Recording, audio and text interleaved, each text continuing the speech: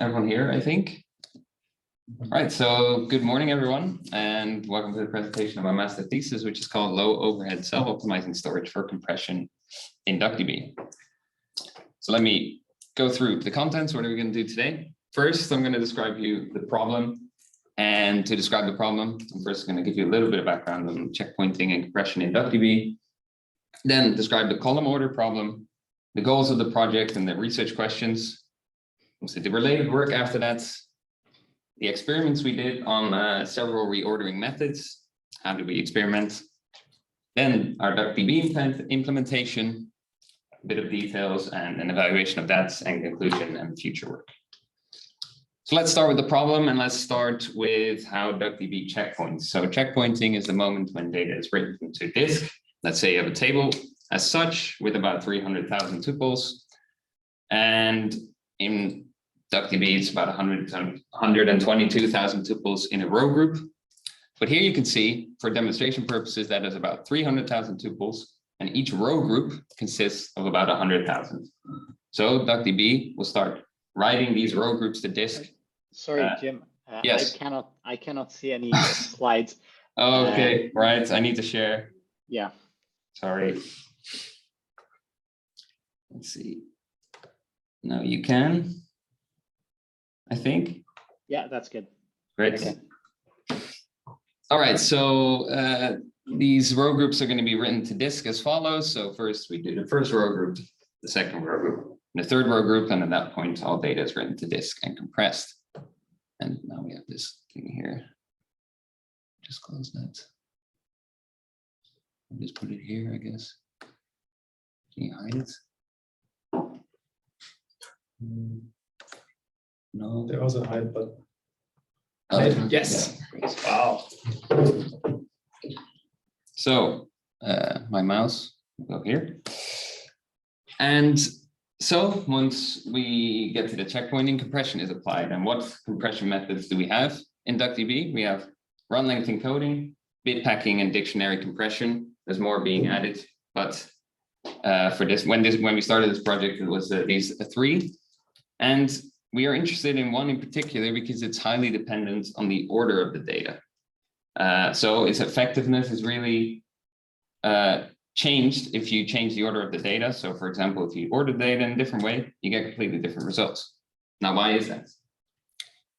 Run length encoding works as follows. You have a table as such with integers. And if you compress it, it compresses the value 1 with runs 2. So value 1 runs twice, value 2 runs twice, and then value 1 runs 3 times again. And that's how it is compressed.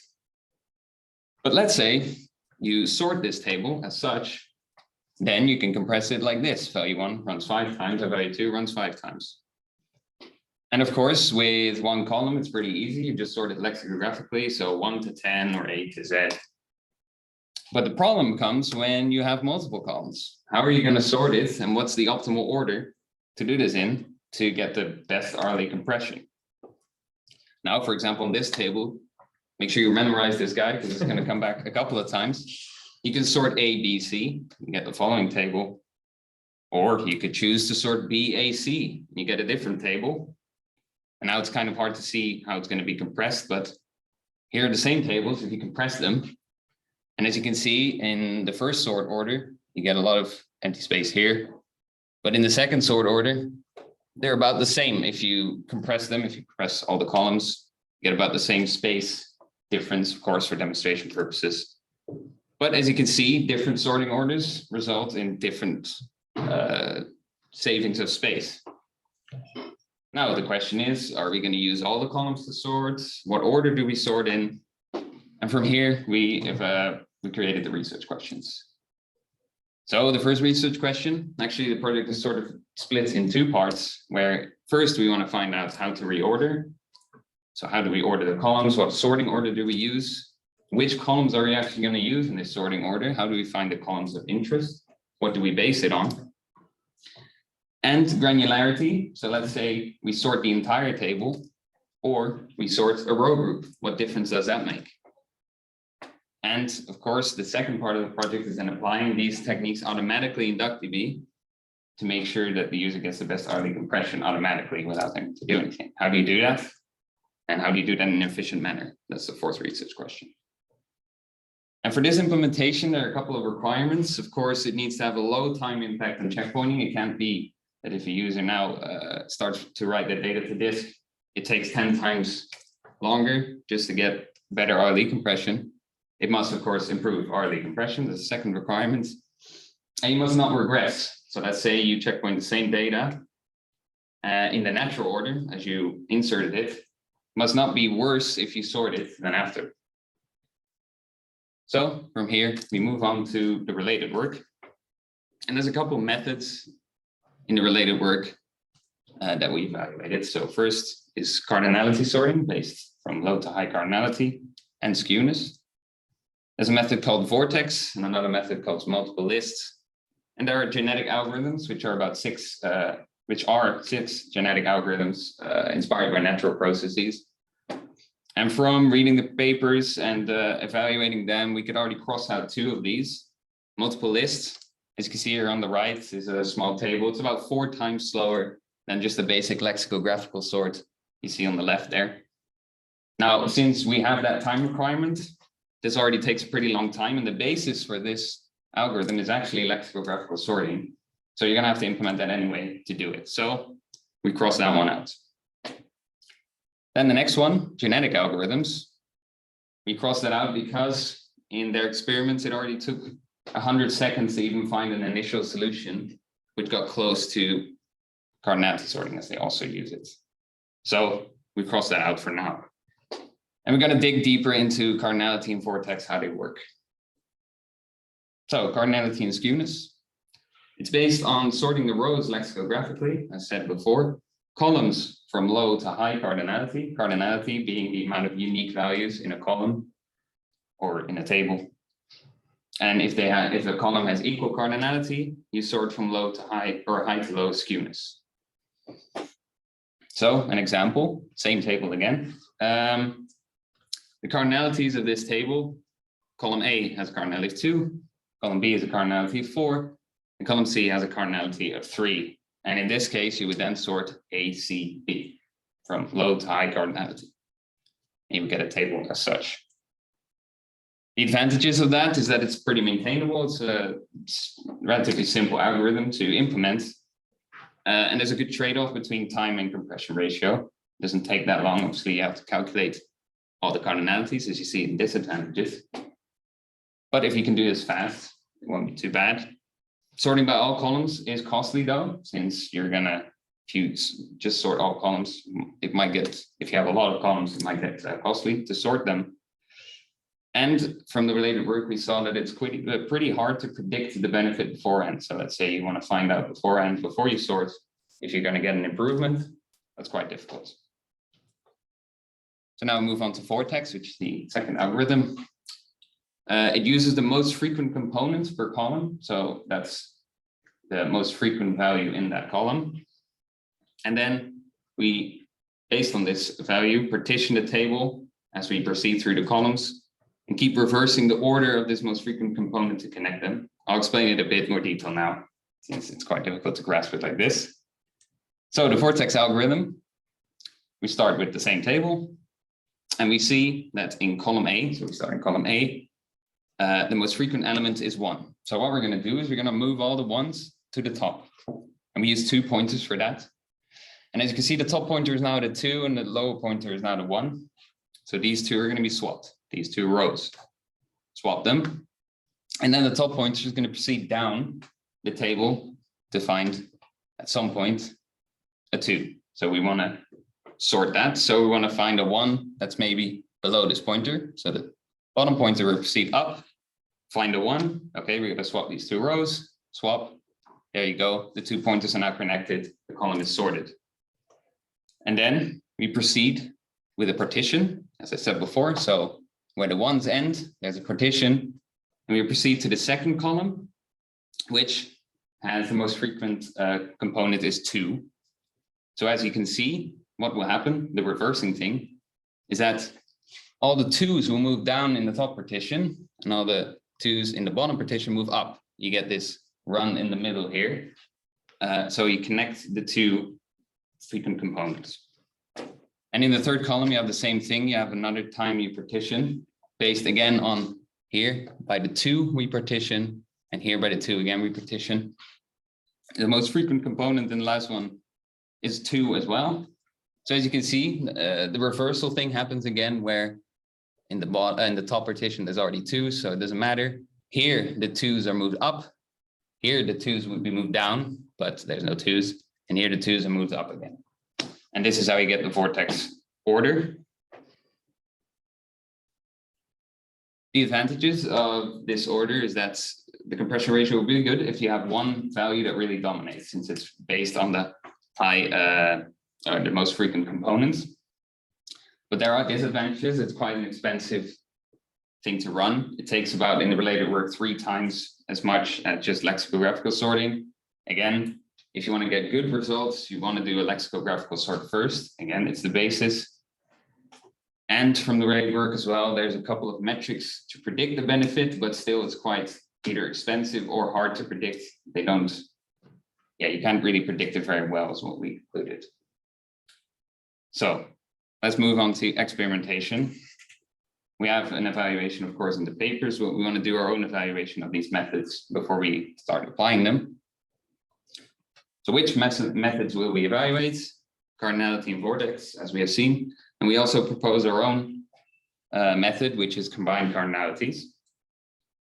And the idea behind combined cardinalities actually came that the goal is to reduce the amount of columns we sort by. So you don't want to sort by all columns, as that might get expensive, as said before.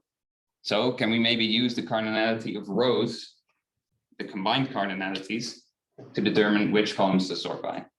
And the intuition being that if columns are correlated, the combined cardinality is low.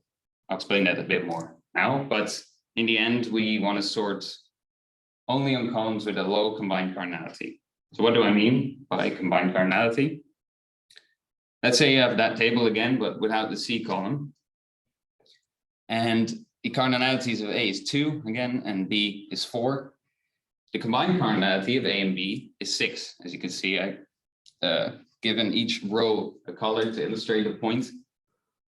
But you get 6 distinct colors, so 6 different rows that are distinct. Now you add C and you get this nice rainbow table where basically every row is a different color, which means all the rows are distinct. So for our decision in this case, you would say, okay, we choose A and B because that's still a relatively low combined cardinality. And if we add C, it goes up quite fast to 9. And what do I mean by natural order? You might have spotted it at the top there. It means that we just proceed adding these columns in the natural order. So A, B, C, as they've been inserted.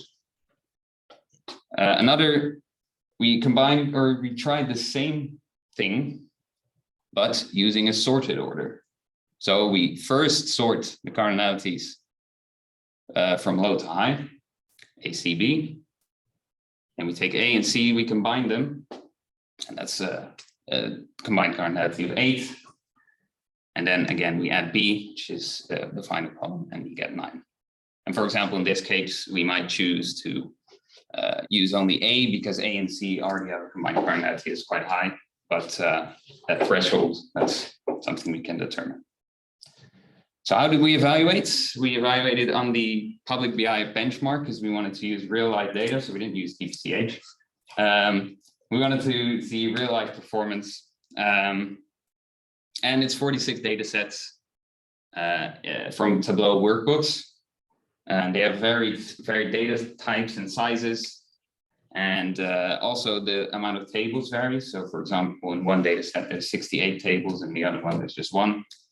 So it's a good representation of how a user would use the data in real life. So these experiments were done in Python on the custom machine, as you see here. A bit more details, I won't go through them. But yeah, another point I want to mention about the data sets, they're also quite dirty. So that's also good to see how they would perform in real life. And what did we evaluate the methods on? So granularity again, do you sort the entire table or just row groups? Compression ratio, do they improve the compression ratio? That's the whole idea. And can we maybe predict beforehand if there's an improvement? So first we proceed to granularity. In this box plots, you can see just for the cardinality method, to make it easy to read, the change in compression ratio. So above the 0 means the file size got smaller, which is a better compression ratio. At the bottom, it's of course worse. And then on the x-axis, you can see the granularity, so the entire table or sorting on a row group. What's important to notice here is that if you sort granularly per row group, the results are much more contained. They're localized. You have a lot less outliers or a less wider spread. And then we also looked at the time of these methods, same box plots, but then the time plotted here in seconds. And you can see that granularity takes slightly longer right here on average, but it could also be overhead in our Python implementation. So it could be, of course, different in DuckDB. And in the end, we don't really have a choice because DuckDB does the row group thing. So, but to illustrate that, you get more localized results.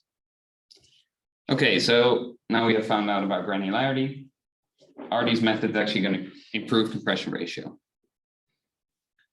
Same box plots, but now we have the compression change here again. So positive is a good thing. And then here we have the different sorting strategies. So cardinality, skewness. So using the skewness, the correlation, but then using the sorted order, and natural order, and vortex. First of all, we can see that the results between the methods are very similar, except for the natural order, which goes a bit below 0 on average. So this is on the 46 data sets. So these are pretty similar. And then vortex is a regression. It goes below 0. It's almost always worse than before sorting. If you look at the time, I actually removed vortex here because it also didn't improve compression ratio. It also was really slow. Of course, again, maybe because of our Python implementation and overhead, but it really skewed this this figure, so I've removed it. But here we can see the time in seconds and the sorting strategy, and we can see that they're also pretty similar in time. So using hopefully less columns was our idea with the correlation, didn't result in that much improvement in the time for the entire benchmark to run. So per data set, we measured the time it took and plotted it here. So conclusion is that, again, the results are pretty similar between the methods. And we also did a small evaluation of, can we predict beforehand whether sorting is going to improve the compression ratio? We tried average cardinalities and we tried data types. I also have a bit more of a plot with the different data types and the different data sets, but there's a bit much for this. So if you're interested, let me know. I have the slide. But we didn't find any correlation really between data types and average cardinality and sorting improvements. So just to finalize that, the observations from this evaluation, cardinality improved the compression ratio on average, just like the combined cardinalities.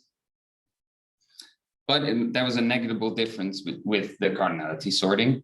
Vortex, worse performance than cardinality. And there's also a minimal time difference between these three, so cardinality and combined cardinalities. And from that evaluation, we made a decision on what we're going to proceed with to implement in DuckDB. And the decision was cardinality. Why? Because there is a good trade-off between time and compression ratio. It's maintainable. Again, it could be a good basis to implement and also easy to implement. And it's we also saw, of course, that there was a little difference with the correlation proposed ideas. So cardinality seems like a good way to proceed. And now we proceed to the easy part, which is just implementing it in DuckDB. Turned out that was not the case, but I'll spare you the details. The implementation in DuckDB, again, just the requirements, load time impact from checkpointing, no regression, Extendable is another requirement we added because we thought, okay, if you have this basis for other methods, it should also be that you can now easily implement other reordering methods in DuckDB should you choose to want to try them out. And it should be maintainable, of course, since everyone, there's a lot of people working on DuckDB, so it shouldn't just be that I'm the only one who knows how it works. So quick, nice flowchart diagram, software engineering thing.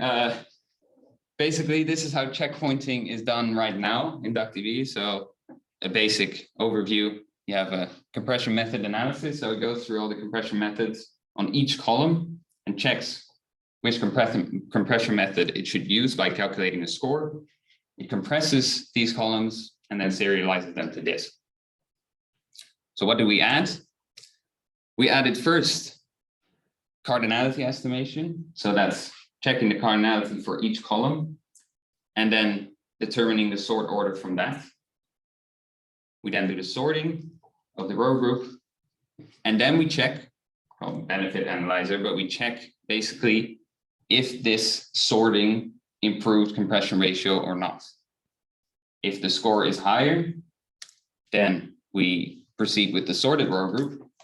File size would become smaller. And otherwise, we still send the original row group through and checkpointing proceeds as normal. And again, for more details on the implementation, there's a pull request and also more info in my thesis, but it was a bit too much to discuss here.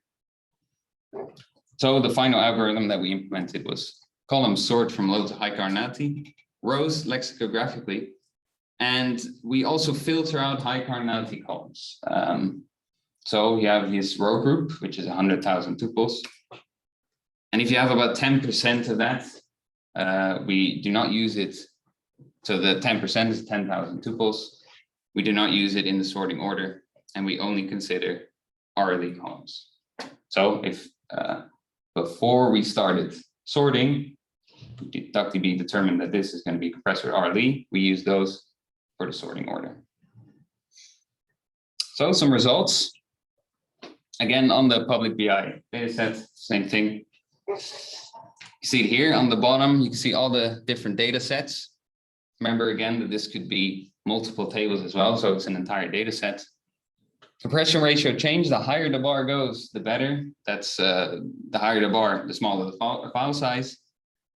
And as we can see, we have a max of about 14% improvement on some data sets.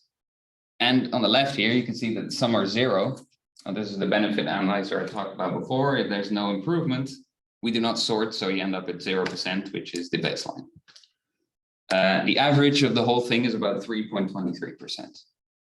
And how long did it take? Okay, so here we have the data sets again, and the percentage time change. So 100% means it took about double the time. The average was about 97.99%. You can also see this here, that it went down. We're actually still running the benchmarks again to make an average, but this could be due to some noise on the custom machine. And that's also one that actually didn't get sorted. So in any case, this is about the line we were looking for, about double the time. That was our hope, that it didn't take more than double the time. And as you can see, there are some data sets that actually go over this line. So we want to figure out why that is. And actually this plot shows it pretty well. So you have here checkpointing time in seconds for a number of tables. And the orange line is without sorting. So as it was before in DuckDB, and the blue line is with sorting. And as you can see, they're both linear, but sorting takes a bit longer per table. So you're going to get this sort of thing where what happens if this guy has 68 tables, it's going to take a relatively longer time to do the whole checkpoint. So from that, what are our conclusions and future work? Cardinality reorder improves RLE compression, but obviously there's a time you must pay, and there's no benefit for each data set. And actually, I might add on top of that, that it's quite difficult to predict beforehand. Sorting an entire table, we had sort of the idea that sorting an entire table would always be better than just sorting per row group, but it's actually not the case. You get more localized results, but you also get less outliers. And it can be applied automatically, as we've seen in our DuckDB implementation. So what about future work? There's plenty. I think could be more investigation into column correlation, maybe a different metric used to find out if columns are correlated, if you could sort them together. Now this method is, so the pull request is made, it's going to be hopefully in DuckDB soon. If this is in DuckDB, then you can start adding more advanced methods quite easily to see if they work better when reordering the table. And as we've also seen in the related work, this sorting method is quite often the basis also for the genetic algorithms I discussed before. So if you have this basis, then you can implement more on top of that.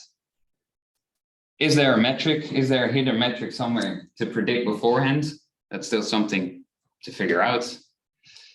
Of course, the implementation could also be optimized. And we also had the idea of adding maybe a knob for advanced users to add a time constraint to checkpointing. So let's say you don't want to go over this amount of percentage extra checkpoint time. Maybe an advanced user could tune that to find their optimal spot between compression ratio and checkpoint time. All right, and that's it. Thank you very much for your attention. Okay.